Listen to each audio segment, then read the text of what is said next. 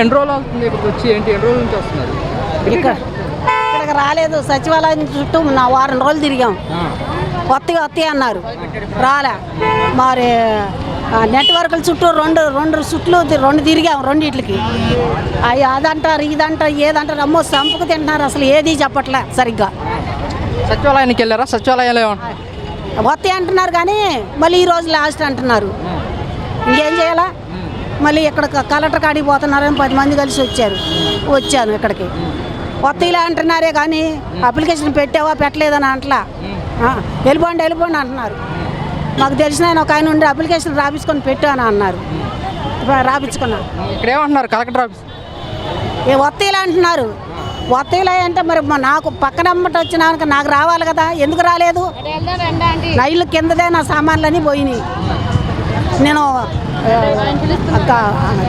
Bank చుట్టూ 4 సార్లు తిరిగా. ఏ సమాధానం ఎక్కడ కూడా దొరకట్లా. ఎవరు ఇష్టం కదా వాళ్ళు మాట్లాడుతున్నారు. ఇవ్వలేదు బాబు. లేని వాళ్ళకి కూడా ఇచ్చారు. మొలగలేని వాళ్ళకి కూడా 2 మందికి ఇచ్చారు. సితారా దగ్గర మొలగనే ఇచ్చారు. మొలగలేని వాళ్ళకి కూడా పడేసుకుంటుంటే మేము అద్దెలు కొన్నాం బాబు. అద్దెలు కొన్న వాళ్ళు కూడా రాసుకెళ్ళారు వాళ్ళందరూ వచ్చి. మరి అద్దెలు ఆమెను అడిగితే మాకు తెలియదమ్మా, మేము రాసు వారికే కానీ ఇస్తారో లేదు తెలియదు అన్నది మా వాళ్ళందరూ. అది అయ్యే సంగతి తెలియదు. మరి అందరూ వచ్చినప్పుడు మరి ఏదో దేవుడి దయ నింటది కట్టుకుంటాను. కట్టుకొని ఇళ్ళ పని చేసుకుని బతుకుతున్నాను. అది నాకే ఆధారం లేదమ్మా.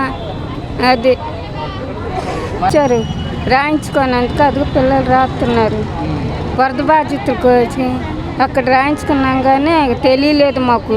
అప్పుడు వీళ్ళందరూ వెళ్తుంటే వచ్చి అందరం సచివాలయానికి వెళ్తే ఏమంటున్నారు? సచివాలయం దగ్గర పేర్లే రాస్తున్నారంట, ఏమీ లేదు.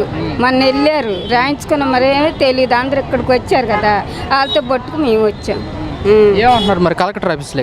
గారు మరి వెళ్ళాలి. మరి సచివాలయం దగ్గర మా వాళ్ళు వెళ్ళారు రాసుకొని అక్కడ వచ్చేసారు. మరి ఏమైందో ఏమో తెలియదు. అది మాకు